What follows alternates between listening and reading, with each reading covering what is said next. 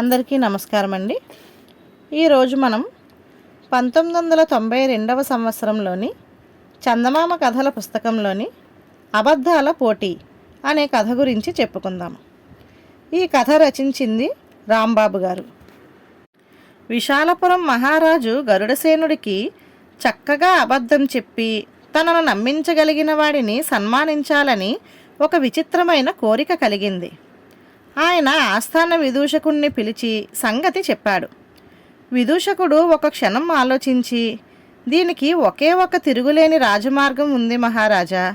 మనం వచ్చే మాసంలో ఈ అబద్ధాల పోటీని ఏర్పాటు చేసి దేశం నలుమూలల నుంచి అబద్ధాలు చెప్పడంలో రాటు తేలిన వాళ్ళందరినీ పాల్గొనవలసిందిగా ఆహ్వానిద్దాం. ఏమంటారు మహారాజా అని అడిగాడు. నీ ఆలోచన అద్భుతంగా ఉంది. వెంటనే అవసరమైన ఏర్పాట్లు చెయ్యి అన్నాడు గరుడసేనుడు. విదూషకుడు ఏదో సంకోచిస్తున్నవాడిలా ముఖం పెట్టి, మన రాజప్రాసాద ప్రాంగణంలో సభాభవనం ఇందుకు సరిపోదు. అందువల్ల ఉద్యానానికి తూర్పున ఉన్న క్రీడాభవనంలో పోటీకి వచ్చే వాళ్లకు వసతులు ఏర్పాటు చేసి అక్కడే పోటీలు నిర్వహిద్దాం. ఇందుకు అవసరమయ్యే ఖర్చులకు గాను 2000 వరహాలు ఇప్పించండి అన్నాడు. రాజు ఇందుకు సరేనని కోశాధికారి చేత విదూషకుడికి 2000 వరహాలు ఇప్పించాడు. మహారాజా, రేపే ఈ పోటీ గురించి దేశమంతటా చాటింపు వేయిస్తాను. ఈ క్షణం నుంచే పోటీలో పాల్గొనేందుకు వచ్చే వాళ్ళ కోసం అన్ని ఏర్పాట్లు ప్రారంభమవుతాయి అన్నాడు విదూషకుడు.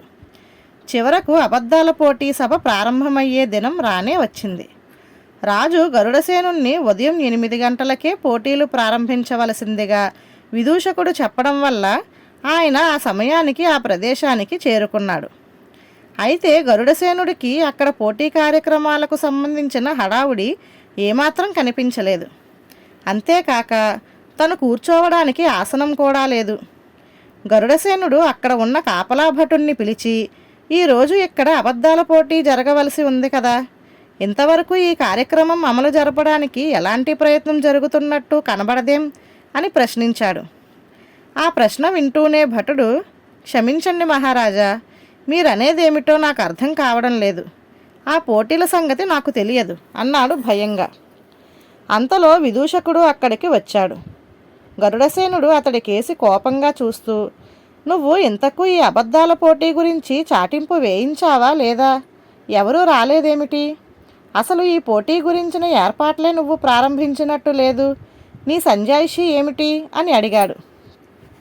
దీనికి విదూషకుడు చేతులు కట్టుకొని, క్షమించాలి మహారాజా, మీరనేదేమిటో నాకు తెలియడం లేదు. మీరేదో ఏర్పాట్లు అంటున్నారు, వాటి గురించి తమరు నాకేం చెప్పలేదు. మీ ఆజ్ఞను ధిక్కరించేటంత సాహసం చేయగలనా? అసలు విషయం ఏమిటో సెలవివ్వండి అన్నాడు. విదూషకుడు అలా అనగానే గరుడసేనుడికి విషయం అర్థమైంది. ఆయన పెద్దగా నవ్వి, అయితే అబద్ధాల పోటీ పూర్తయిందన్నమాట. మొత్తానికి ఇలాంటి పోటీలో నిన్ను మించినవాడు లేడని నిరూపించుకున్నావు. నేను నీకిచ్చిన 2000 వరహాలు తిరిగి ఇవ్వనవసరం లేదు. అదనంగా మరొక 2000 వరహాలు ఇస్తున్నాను అంటూ విదూషకుణ్ణి ఎంతగానో మెచ్చుకున్నాడు మహారాజు. ధన్యవాదాలు.